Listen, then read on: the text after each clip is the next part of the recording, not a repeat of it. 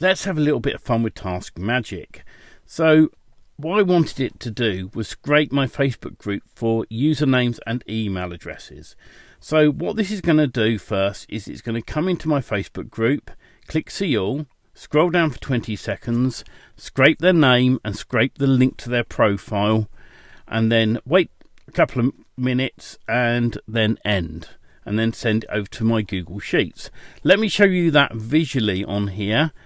So what it's going to do is come into my group, it's going to click see all, and it's going to scroll down for about 20 seconds and grab everyone's names. Now I could run this a lot longer for the first time because I've got 2,400 members in here, but I don't want to mess up my system. I'm not after all 2,400 people's email addresses. I'm just after the more recent people that have joined. So it'll scroll through here, then it's going to grab the username and their URL inside of TaskMagic and save it to my Google Sheets, which will be on the Scrape Contacts tab.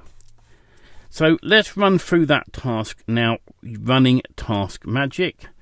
What I did do was connect it up to a profile, and if you don't know where that is, that's under Settings, Chrome Profile, and I set up the cookies inside of there using Edit This Cookie, which means I can use that profile again and again across multiple tasks.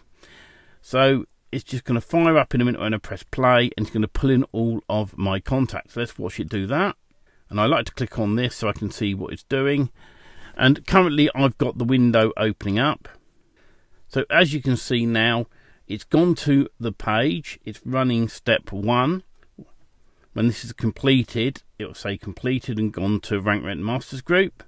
Step 2, it's clicked on see all. Step 3, it's going to scroll down.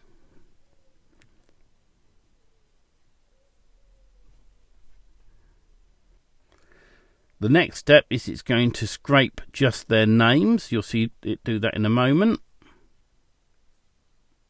There we go. And step 5, it's going to scrape it again, but this time get the URLs from their names. Then it'll wait a few seconds and it'll end and complete, and then it's going to send it over to my document. So if we wait on my document, in a moment or two, it's going to appear here. Now, something that I have noticed been doing is leaving blank gaps. I don't know why, but I just nip in here and select them, and I just delete the rows just to clear it out. So we've now got all of these people's names in it and links to their Facebook profiles, and I could have carried on, like I said, to hundreds. Now what we want to do is go and grab their data. So to do that, let me show you in Facebook how I go about that. So I'm setting up TaskMagic to click on the person's name, scroll down, see if it's viewed the answers, and then it's going to grab their name, whether they agree to the group rules, and their email address, and then it's going to add it to my Google Sheet. So let's show you that inside of TaskMagic. So inside of TaskMagic, I've set another task up, which is the Facebook user emails. I've used my Chrome profile again, and I've done a loop. And what it's going to do on my Google Sheet is going to loop between step 1 and step 5. And as it goes through here, it's going to work its way down. I'll show you the trigger. So every 5 minutes it's going to run. It's going to start at the next row, which is row number 2, because row number 1 is my headers. And it's then going to loop 10 times. I can make this 20 times if I want, or 30 times. You know, we can up it 20 runs. And then it's going to stop, and it's going to run again 5 minutes later. And I'll leave this running overnight, and by the morning I'll have lots of them done, and then I can turn this off. I can also set up other triggers inside here to say I only want this to run on certain times, that turn on constraints. So for an example, I could say between midnight and, let's say, 8 or 9 a.m. Please don't run it, because I'm not in the office.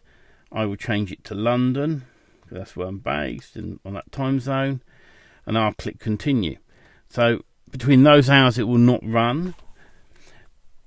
So now I can turn this on automatically and let this run through the steps. I will just recheck that I'm happy. It's going to go from row 2, and it's going to run 20 times for the first run. So let's run this now and let it work its way through, and then we can turn this on and I can leave it to go.